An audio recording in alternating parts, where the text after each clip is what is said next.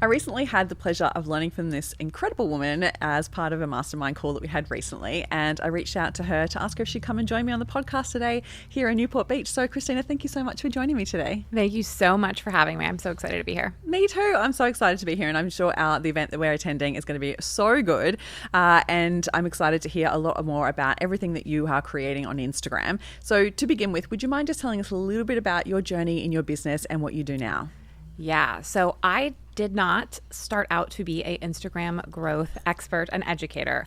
Far from it.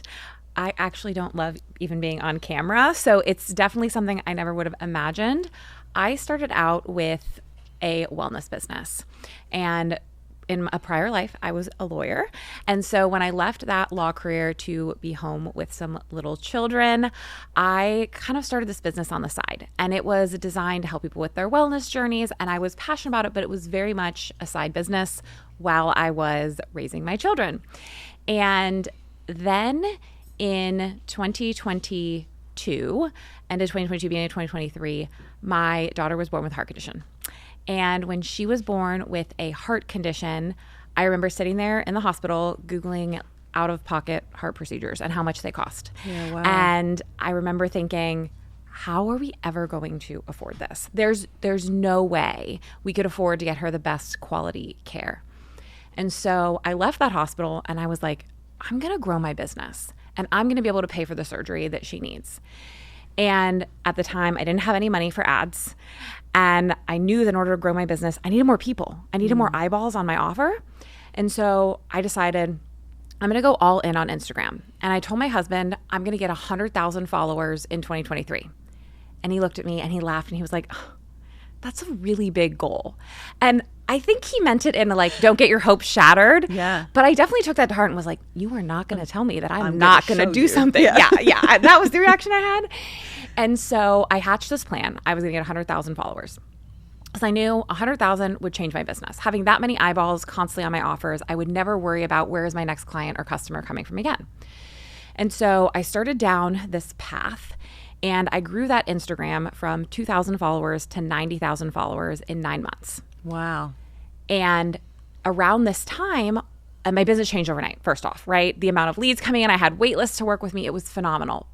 But what happened was my friends who had businesses, they came to me and they said, hey, I just saw you grow this Instagram. Can you help me? And I was like, absolutely. It's so easy. You just do these things. And they started seeing results. And then I got this idea, wait, maybe I'm doing the wrong business. Maybe my business should be Instagram growth. And I loved working with these other business owners and seeing how having all these new leads coming in their business was drastically growing their revenue. So at the end of 2023, it was like September 25th. I remember the day. I started a brand new Instagram, Kristina Social, from zero. So no email list, absolutely nothing, and no followers. And in 65 days, I went from 0 to 200,000 followers using the formula that I created with just 73 posts, right? I wasn't posting 10 times a day or anything crazy like that. Yeah. Very strategic. And that's the moment that my Instagram growth business was really born. And so for me, I kind of fell into it out of wanting to grow one business. And then it took me to this other really beautiful business, which is definitely where I'm meant to be, not in a completely linear way, but that is how I came to have the Instagram growth business that I have today. Oh my gosh, I love this so much. Just this determination. You're like, I'm going to do this. I'm going to make this happen. And then also like proving your offer, right? Like there was this element of like, actually, I've done this over here, but can I prove to myself that I can do this over here? And then you did it and you're like, oh my gosh, like this is a whole new business. Yeah. And I think that so many people think that like I had self-doubt. You know, I think people think like I go into this new business and it was like, yes, I know this is going to work. And it was kind of like, I hope this is going to work, right? And I think in the beginning, we all have that self-doubt, and just recognizing that and knowing that there are so many times, yes, 65 days is very quick, but on day 30, I had 1,000 followers. And my husband looked at me and he said, maybe it's not going to be as easy for you to build this Instagram as your other one. You're like, can you please shut up? And I am like, but like anything, right? Compounding takes time. And I had a really strong foundation. I knew it would explode at some point. I didn't know when.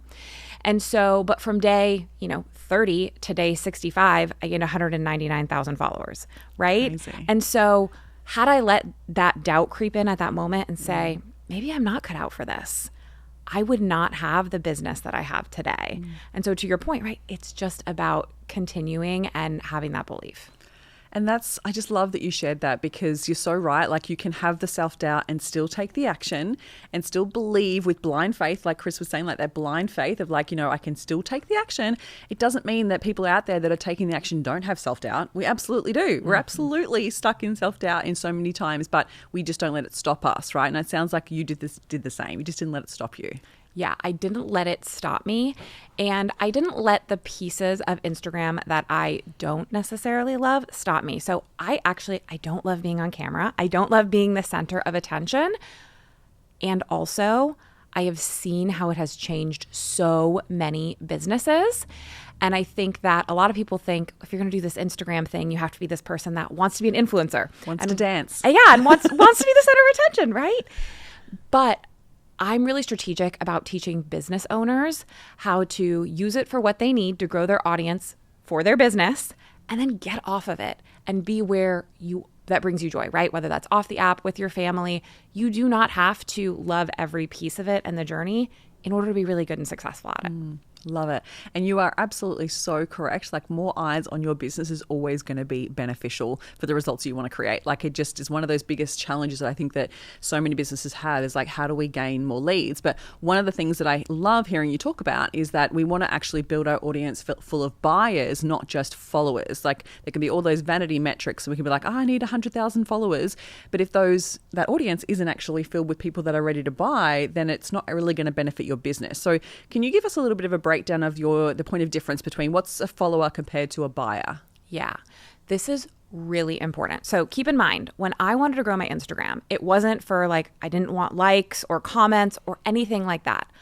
I wanted to grow my business. I was a small business owner. I was doing it all myself, solopreneur. And so what I ended up doing is figuring out, okay, who is it that I need in my audience? And I very quickly realized that as a business owner, everybody solves a problem. Every single business, even the kitchen towels that are a product, they solve the problem of my very messy toddlers at home, right? Yeah.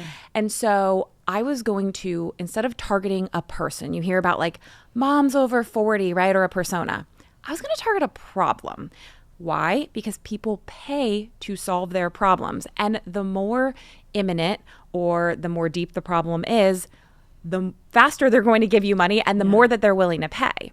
And so in my strategy, I created what I call now an idea buyer blueprint, which is everything about an idea buyer that we would possibly need, but really focused on their problems. And in building out my strategy, before I ever got to what am I posting? What does the content look like? I was crystal clear on the problem that I was solving for people and how I was going to communicate to them, and then how that translated into the content that I was posting. And so I think a big misconception is, okay, I'll just gain all these followers and then I'll sell something to them. And what I see so often with that is, if you have a big audience, and let's say you're on the wellness side like I was, and you talk about a million different things, right? You're not catered to one problem. You just talk about having this wellness life, and maybe you share your kids and your meals but everything a little bit. You're going to go partner with a meal delivery service. You're going to sell meals, and you're not going to do that well. But let's say you talk about nutrition every single day and how it is the key to solving problems. You're going to have an audience who thinks nutrition is the key. You're going to partner with a meal delivery service or launch your own thing, and you're going to crush it, right? So it's so important on the front end to know, okay, what do I want the result to be on the back end? Who is that person? How does my business problem relate to that? And it's by getting crystal clear on that you do that. And one mistake I see all the time is people, Instagram experts, they use the language, turn your followers into buyers. And I think it's very hard to give somebody a problem that they don't actually have. Yes. Oh my God, this happens so much. I'm so glad that you're talking about this, because there's two elements that I would love to dive into a little bit further with you. So one, do you find that a lot of business owners find it really hard to know exactly what problem they're actually solving? Yeah, I think a lot of people, they think of the problem as the root cause.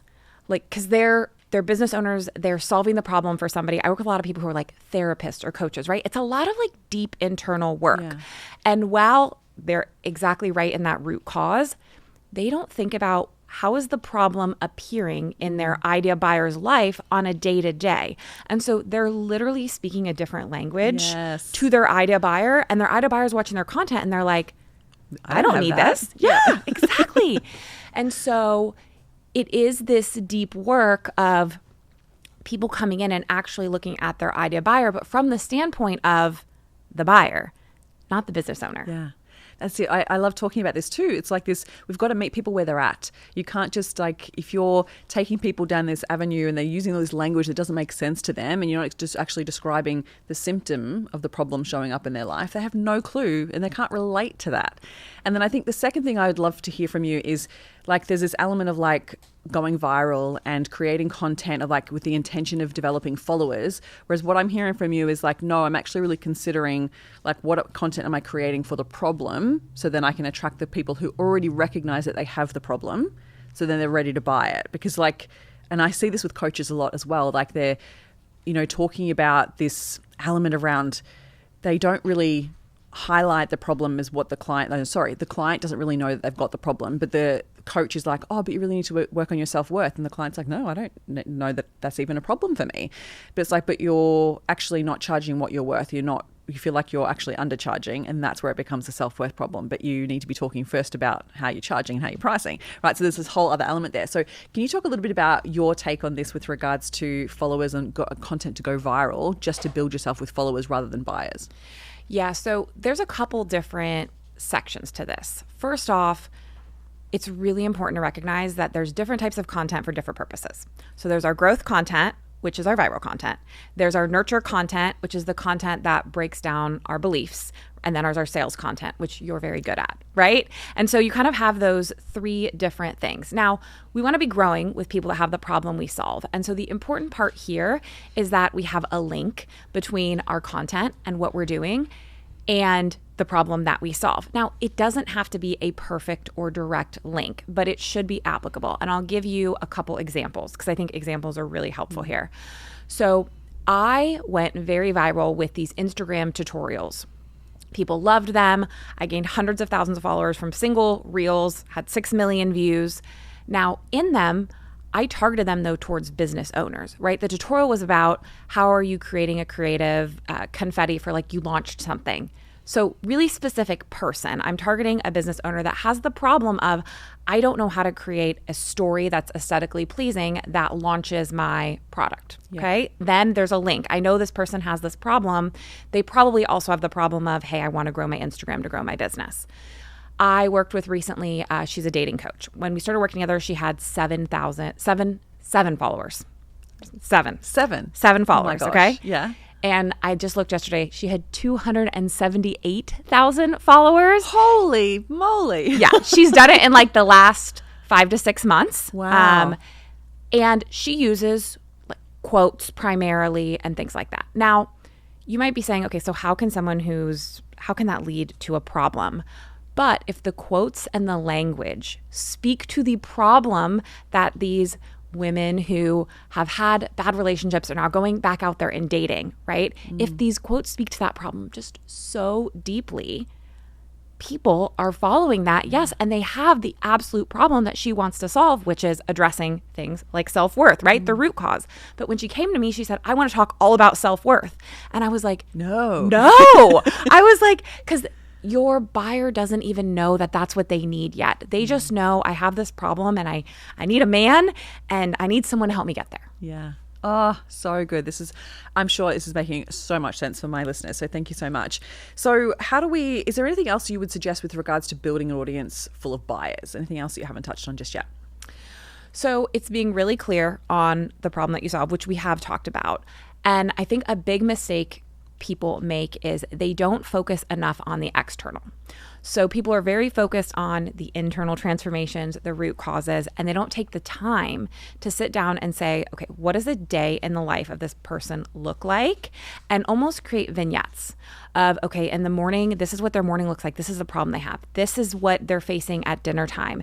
And really have these concrete scenarios that they can start sharing both in their reels and in their stories to start building that connection and that bridge. And if you skip that step, you start to focus on things that, again, don't move the needle as much or bring in the right person. Yeah.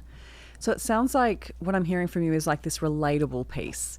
So because if people don't relate to it, then they're not feeling connected to you.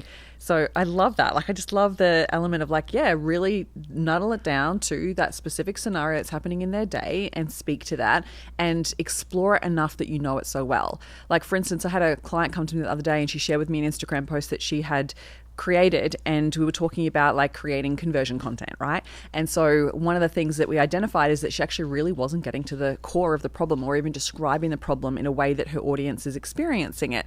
And I'm like, so you need to go to that next level. So for people who are like, I'm hearing you, but I also don't know how to do that, what would be your suggestion on how to even find out more information about the problem or what's happening for their ideal clients? Yeah, that's a really good question.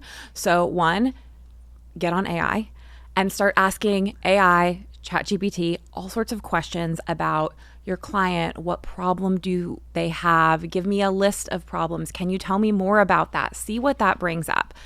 The other is, if you have a business or you have clients, go ask them. Yeah. And I used to record what they were saying and use their words back to them in my marketing. People follow people on Instagram. They click the follow button because they feel understood. And if you can make somebody feel understood in your content, you're going to have a large following of people. The key there, though, as we've talked about, is to be using the right words that connect with them. And so doing research, if you don't have clients and you're just at home by yourself, start with ChatGPT.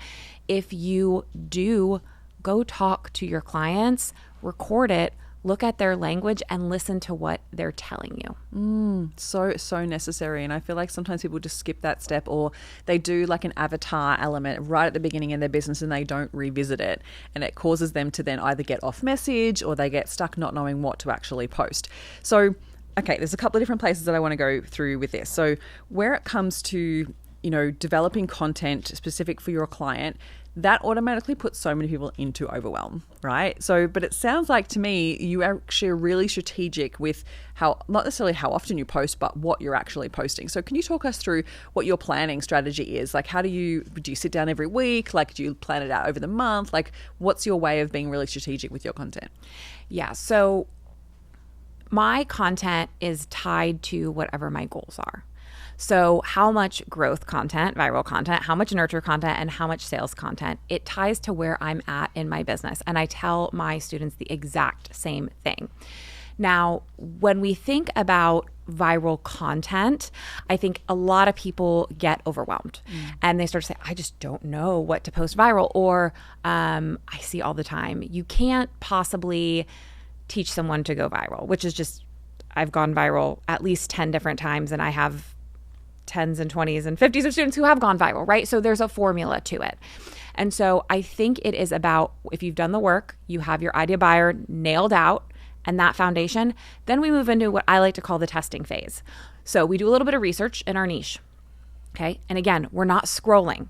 Scrolling is like the doom of Instagram growth, right? Scrolling for inspiration, it will just kill your progress. And it's one of the number one mistakes that I see. You get so stuck in overwhelm and comparison. It's the worst. Yeah. It's the worst. And oftentimes when I have a client who says, hey, it's taking me a really long time to post, I say, okay, I want you to time yourself and write down every activity you're doing. And 9 times out of 10, they're spending a lot of time scrolling for inspiration than actually creating the content, which I think contributes to overwhelm. So what I'll tell them to do is, okay, we're going to research viral content in our niche, okay? And then from there, we're going to look at our idea buyer blueprint and we're going to follow a formula in order to test some different types of content and to see what our audience likes most from us, because we cannot pretend to know. And yes, you can pull your audience, but what I have found is that what your audience tells you and what your audience shows you are often two very different things. So from there, I tell my students, let's move into the testing phase and we start putting out content. Now, we have no expectations about the content. We're following a formula, but if it gets 1 view or if it gets 100 views, it is just data at this point. And I think this takes some of the overwhelm out of it, right? Of, okay, we have a formula, we're following the formula, we're now testing the formula, and we're going to look at the data and analytics. And from there, we're going to tweak. It's not, we're going to constantly look for the next viral thing. It's not, we have to hop on every trend. It's not, we have to use every single trending audio. That is not what we're focused on for long-term sustainable growth of buyers. It's we're creating quality content that follows a viral format that resonates with our buyer that's going to grow our Instagram. Yeah. So are you saying then we stick with the same concept or content idea and then take what you learn from that piece of content? Because that's always the worst, right? You're like, oh, I think this reel's going to go really well. I love it. It's so fun. And then you put it out there and it tanks. And you're like, so instead of like just tanking, letting it tank and then just giving up on it, are you saying like still stick with the same idea, but then just tweak it in order and then post again and try again? Like, is that what you're saying? So there's 2 components to that. And there's 2 components in what you said. So there's the actual content itself, the viral content. And then there's the viral formula. And a good viral reel is a combination of a viral format with viral content, right? The quality of what we're saying, the topic, things like that. Mm-hmm. And so what we do is we test different topics in different formats. And you have to test something over and over again before you can deem that it doesn't work. And it's one of the number one mistakes I see is people giving up too soon. And so when I had a wellness business and I was growing that Instagram, I decided that I tried a what I eat in a day video because they go very viral, like they're on the feeds, and it tanked early on. Tanked. And actually I didn't go back to it. I was just like, oh, well, my audience doesn't like that, so I'm not going to post it. So I was traveling, I had little kids. It was like a really long day, but I had taken shots of my food that day. And I'm like, you know what? I'm just going to put up a what I eat in a day video. Like, I know these are viral. I know they don't work for me, but probably what I was going to post today wasn't very good. So I'm just going to like throw these clips together and put them up. I had over 1 million views on that. Wow. Because I tested it again. Yeah. And so I think that's where it's helpful. Again, if you do the work on the front end to do some research to create, I just use an Excel spreadsheet, right? That has a list of things that are viral that I could be testing. I pulled up that spreadsheet. I saw something on it. I popped something up there that was better than having nothing. And I got over 1 million views on it. Love it. Oh my gosh, it's so funny. You're so right. Like, it's one of those things that people just kind of go, oh, but that didn't work, so I have to pivot, have to try something different. Whereas actually, like, just stick with it and find another unique way to share it. And I love that. Like, sometimes I'll do a similar idea from a carousel across to a reel, and the reel will hit, but the carousel kind of tanks. But in saying that, I find, and I'm not sure whether this is similar to American audiences, in Australia, we find that people just stalk and they will watch and look at your content, but they won't like and they won't engage. So I'd love to hear whether that's similar to American audiences, or what would your advice be in order to increase the engagement there? So I think likes are the most overrated button on Instagram. Like, they should just remove it. Yeah. Because so many people, I can see the back end of my content. I have a one-on-one practice where I get to see their whole back end. And I can tell you, there is content that has thousands of shares and thousands of saves that has like 100 likes. Yeah. Because people are like, oh, I'm not going to like that for whatever reason. It's funny, isn't it? People are so bizarre. They are. And so I think, one, we can't be creating for likes because it's just not a button that people use in the same way that they did before. I know Instagram's trying to create like a super like in order to get people back to liking. But at the end of the day, right, if people just aren't gravitating towards it. So one, I tell people to focus on the metrics that matter, which are, I think saves are incredibly valuable. And carousels get really high saves because there's a lot of times value in them that people scroll through. And then shares, right? Because shares are getting you more reach in that they're going to friends. And Instagram is really designed to be a conversational app. That's how it's a lot different from TikTok. And so one of the big visions that Adam Mosseri, the head of Instagram, has for the app is that people are sending things to each other and they're having conversations about it. Yeah. And so the way in which they weigh shares, is a little bit higher than some of the other metrics. So I say, okay, let's focus on creating content with more saves and more shares. And the way in which I teach this to my students is, okay, saves is value. You're like, I need to come back to this for some reason. Shares is I need to send this to my friends. Or this pokes fun at something, right? That I'm like, my husband, okay, he sends me these Disney reels because that are like, my wife has a budget until she goes to Disney, right? And again, he feels really seen in these reels. So he's like sending them to me to start a conversation. So ask yourself as you're creating this, okay, would someone send this to someone?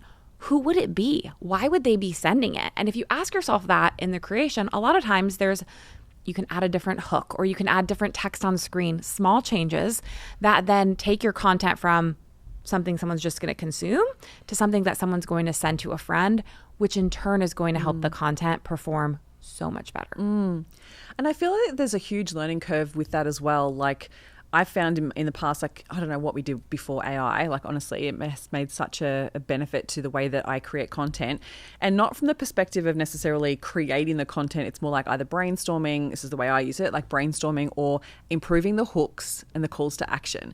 Whereas I feel like sometimes if you don't have that brain, like it can feel really hard to even come up with the right hooks or the right way to attract the best call to action and type of thing. So obviously you help your clients with this. Is there any unique formula that you have when it comes to creating a hook? So creating a hook, again, I believe going back to data and research to do that. Yeah. So it can be your best friend looking at other hooks that have gone viral. I love this when you look at hooks in other niches or maybe niches adjacent to yours, and then you take them and kind of apply them to your niche.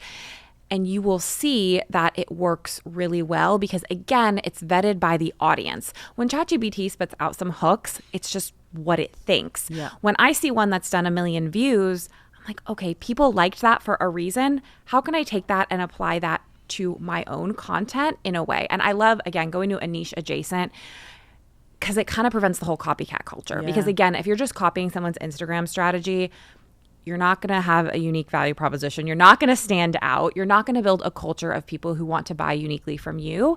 And so I love looking at, okay, what's going viral in other areas? What's the hook on it? How can I make this a hook that applies to me? And then going from there. And then the other thing with, you mentioned CTAs. I think so often with CTAs, we're trying to put a square peg in a round hole. Is that the analogy? Yes, yeah.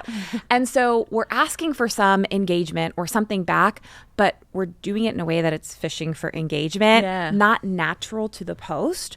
So I think asking yourself, okay, what did I do in this post? Is it something that legitimately the right call to action is I'm going to save it for later to come back to, like if it were me, when you create content, right? Save this for later. Again, that feels of service. So ask yourself, does this CTA, is it about me? Or it is about my audience. Ooh, yeah. And if it's about your audience, people can feel that. Yeah. And they're going to then engage in the way that you want them to, which is going to drive up your engagement. Oh, so glad that you shared that. That is so good. So good, because it can be that, it does feel like it's fishing. It does feel like, oh, what call to action? I know I'm going to put a call to action, and it feels salesy, right? And it's like, oh, but if you're coming back to like, okay, what would my audience respond to? That's much more effective. Yeah, I love that. Amazing. So I would love to talk to you about growing on Instagram, because obviously you've proved that in the last couple of years, and yet we do hear a lot of the narrative around like it's too late to grow on Instagram. What's your take on this? So to put things in perspective, right? About a year ago is when I had my big growth. So that's fairly recent. In the past year, the growth my students have had has been incredible. I actually think it's the best time ever to be an Instagram growth coach, because right now Instagram is favoring smaller accounts.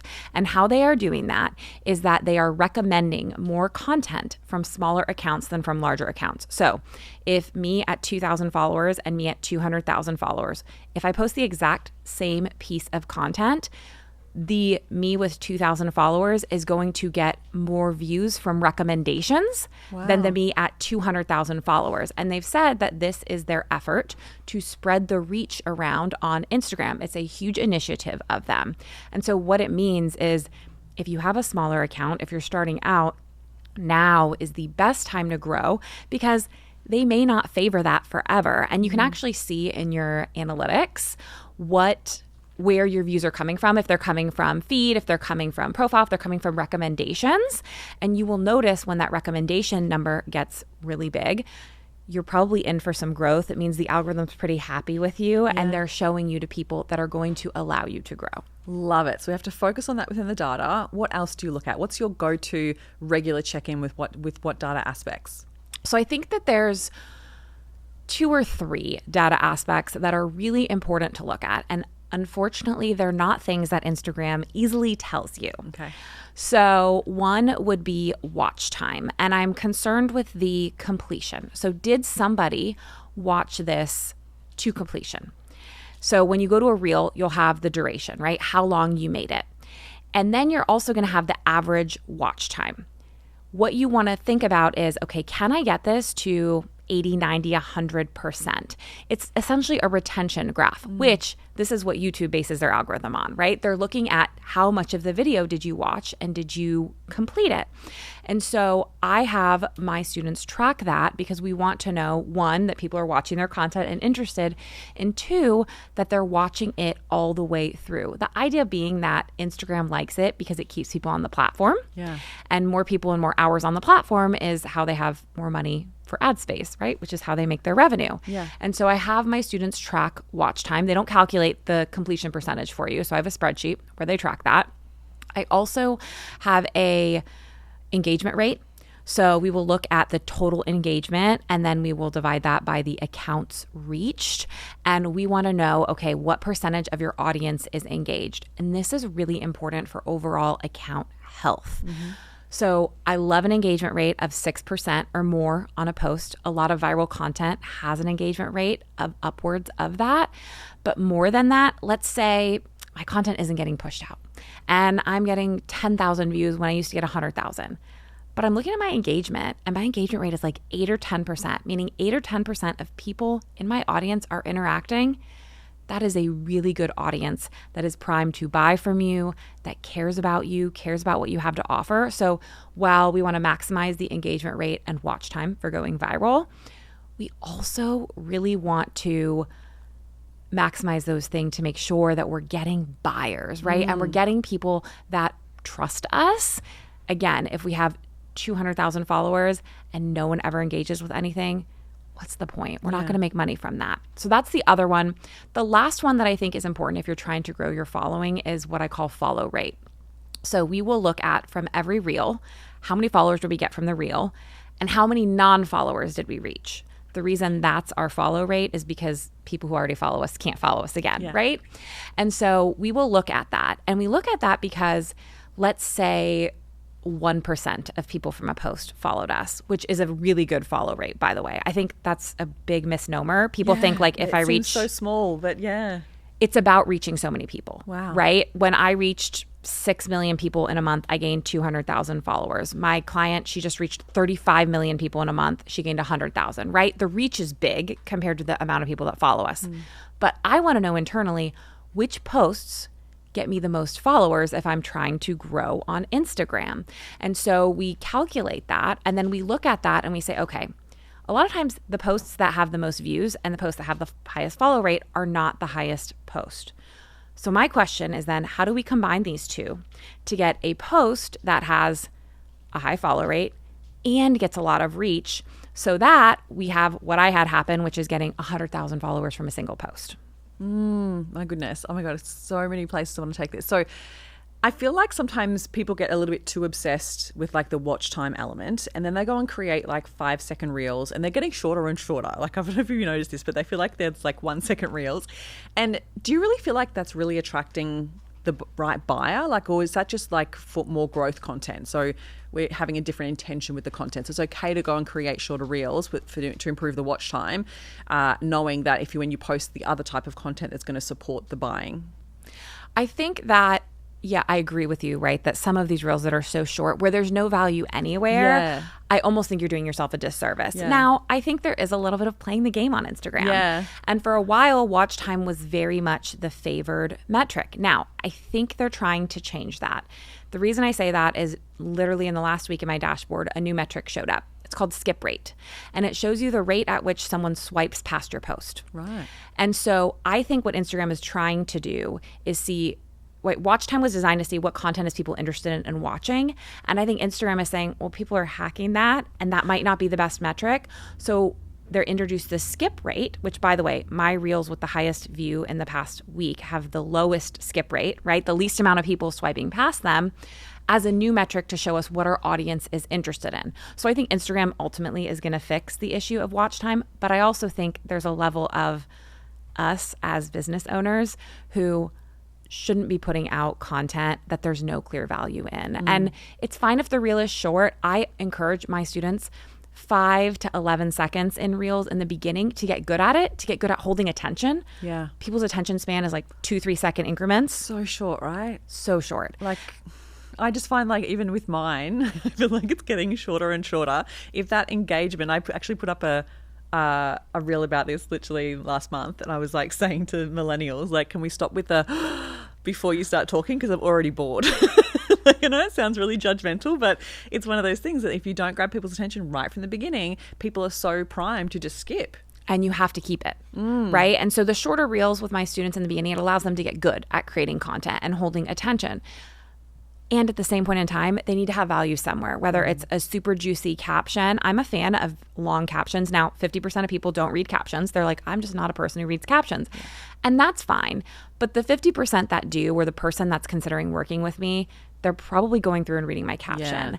And so even if, let's say your reel, maybe you're trying to play the algorithm game, it's a little light on value, put some value in the reel, maybe one small tidbit, and then go expand in your caption and make that something really meaty that people can really learn from, they can implement, they can get a quick win. You will build so much trust with your audience.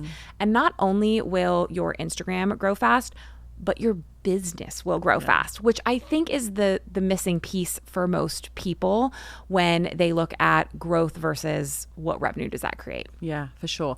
And I totally agree with you on the captions, because I feel like I teach this as well, where if people are really intentionally thinking about working with you, they're doing a little bit more of a deep dive in your content. And same thing like why I tell people to do long sales pages for programs above $1,000 is because people are really considering, and you need to consider answering all their questions that they're going to have. Otherwise, they just don't buy. And I think people go through this phase of like, oh, but I don't want to create a long sales page. I'm like, cool, don't make money. Like, that's fine. Like it's like the same thing with Instagram. We can get to the point where we're like, oh, it's too hard to go and track all this stuff. But like, are you in business or not? Because if you get the eyes, I think like this is where I want to like ask you this difference between where you started compared to where you are now. Like, people can get so caught up in the hard work that it takes to actually develop this following and then consistently keep that following. I'd love to know, like, where do you spend your time when it comes to the actions that you're taking on the app compared to where you started to now where you spend your time? Can you give us a breakdown of where you spend your time now? So when I started and I wasn't growing, okay, because when I was stuck at $2,000 for a long time. Keep in mind, I had taken every Instagram growth course out there. I had done every program, every membership, like I had bought it. And a lot of it was about like how to grow for an influencer, not how to grow as a business owner. And I was very caught up in trying to recreate that influencer type content, not viral content designed to grow a business. And so a lot of my time was spent scrolling. It was spent in comparison. And it was spent also, my content's not good enough. Excuse me. My content's not good enough. So I would put a post together and look at it and be like, I can't post this. And it would just a drafts folder of 100. Yeah. Versus now, okay, I do the research. Amazing. I create a piece of content. Amazing. I track it in data and analytics, and I create a short feedback loop. So my students that grow the fastest, they are looking at their data like every 3 to 5 days. And then they're saying, okay, then what's my next set of content, right? And they're planning that content. And then you know what? They're just going to create the content. They're not spinning their wheels. And if you have a niche that's not overly complicated with the content, so a business niche, something you can use B-roll, things like that, you should not be spending more than 15 minutes on your post. That's what I teach my students to get to. Now, there are exceptions, right? I did some recipes and those reels take a while to put together. But if you are doing something informational where you're giving someone information and you know what's viral and you have a format, 15 minutes, I post, and then I do engage. I spend a lot of time answering stories, messages I get in my DMs, replying to comments and things like that. Instagram was designed to be a community app. And if you are only there to take from the app is going to know that, and it is not going to push you out. I'm so glad that you shared that, because we've been talking so much about content and creating content and posting it. And I love the 15-minute element. I was actually at an event recently and someone stood up and said, how do I create content fast? Because it took me 15 hours to create this reel. And I was like, what? Why? Like, what was going on? Like, yes, there's always a learning curve when you're learning a new thing, but it should not be taking you 15 hours to create one reel. Like, that is crazy. And done is always better than perfect. I mean, done is better than perfect, Absolutely. right? So I just love that you shared that there's the element of the engagement, because I feel like people get so caught up in like the content, but the engagement part of you actually engaging with other people's content and other people's pages is so just as important. Would you agree? If you're building a business, yes. Yeah, 100%. If you just want followers, sure, don't engage. But if you're building a space where people come to you, where they ask you questions, I can't tell you how many times I get a new student and I look back in my DMs and we had a conversation. Yeah. It wasn't just they came to a sales page and they said, yep, I'm going to sign up and I'm going to do this program. There was something that occurred for them to feel like I saw them, like I understood them.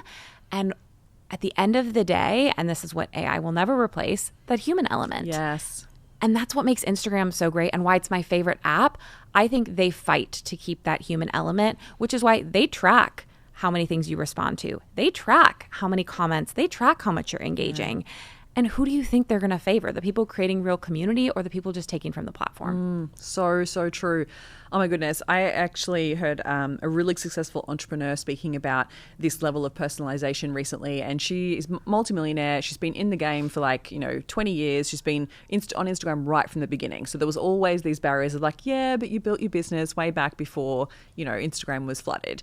And she actually said in one of her most recent launches, she ran a webinar, and after the webinar, she sent every single person who was registered for that webinar a DM with a personalized video. I was like, wow, like that is next level, to take the time to actually go and record. And she was like, I said their name in the video so they knew it was personalized. She's like, yeah, it took me a few hours. Like, absolutely. But it was worth it to me, because I was like, if someone is going to trust me, if someone's going to invest in a program, I want to show them that I care. And she took it to that next level. And I was like, wow, like that's crazy good. And she's like, and we could look at that and go, well, she doesn't really need to do that because she's got the following. She's got the money to do the ads, like all the things. But even then at that level, she's still personalizing it to that extent. And I was just like, oh, so good. It's so good, because I think as business owners, showing people that we care, it's one of the ways to build trust so fast. So my business, my social media business, it's a year old.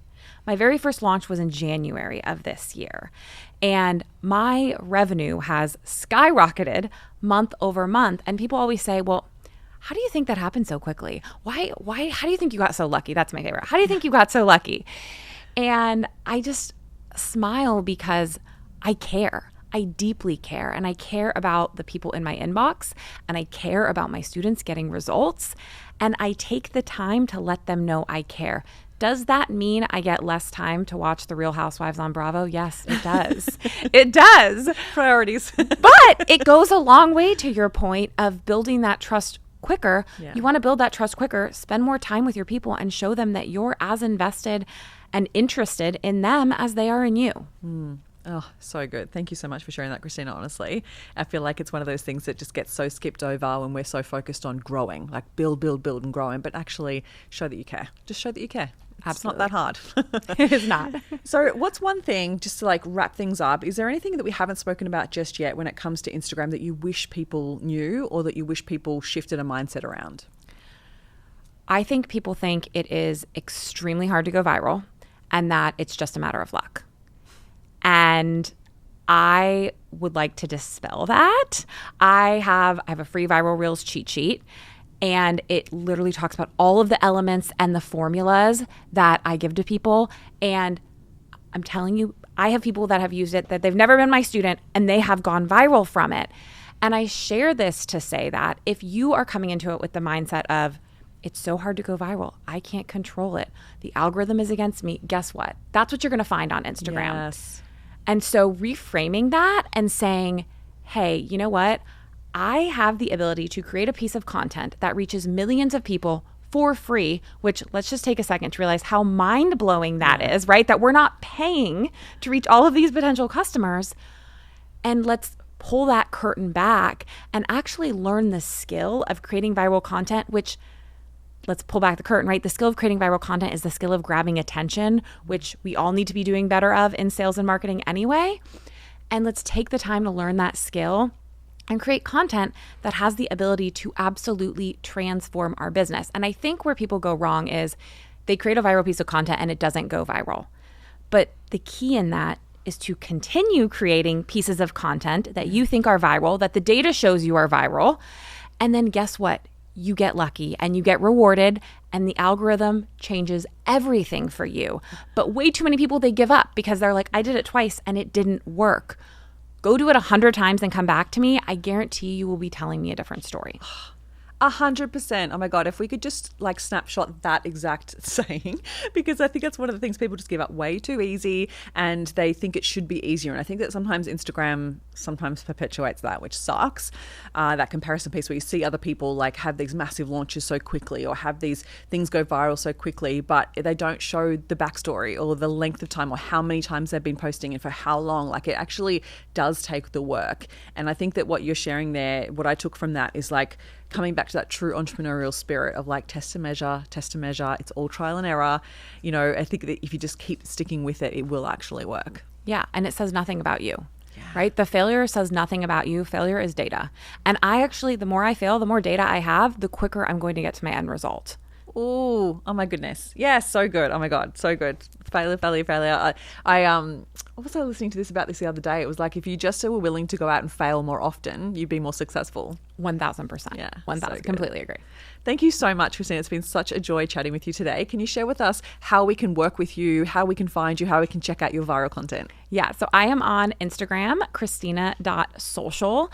A couple times a year, I open up a Instagram growth accelerator. And so it's a 9-week live program that I personally guide people through. I limit enrollment and I am the one teaching, giving feedback on content, being involved. Again, I really care about my students' results. And so that is the primary way in that I work with my students and help them, because here's the deal. So many people have been told so many things to do. Yeah. But when it comes to implementing them, you may be making 1 or 2 small mistakes that really hamper your progress when otherwise you're doing 10 things amazing. And that's why I'm such a fan of programs, people who provide live support, people who provide feedback, people who take the time to be invested and know that not everything is one size fits all, right? I work with all types of different businesses, service-based, brick and mortar, product, the whole entire thing. But that also requires having someone on the other side for that support.